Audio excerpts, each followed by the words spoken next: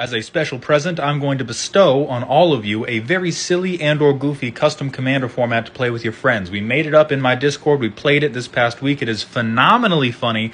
We made one terrible mistake that I'm going to save you from, though. The format is called Treasure Cruise, and the way you set it up is it's like a normal commander game. You get your decks, you swear at each other, it's on, but you have an extra fifth deck called the Treasure Pile. Now, this deck is just artifacts and curses.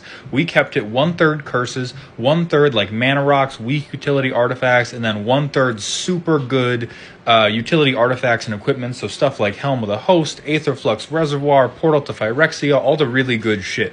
And so then while you're playing, on your turn, once a turn, you can spend mana to go digging for treasure. Now, the amount of mana is X, where X is 1 plus the number of times you previously dug for treasure. So it goes 1 and then 2 and then 3. You get it. You can dig for treasure on curve if you've got a dead hand, is the point.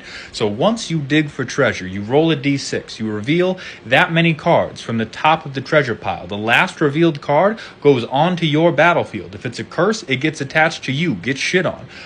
If you roll a 6, you have struck gold. You get to look at the top 3 cards of the treasure pile and pick one to put on your field. So if you're lucky, like I was, you get a turn 1 Helm of the Host. If you're unlucky, like the other person was, you get a turn 1 Curse of Exhaustion put on you.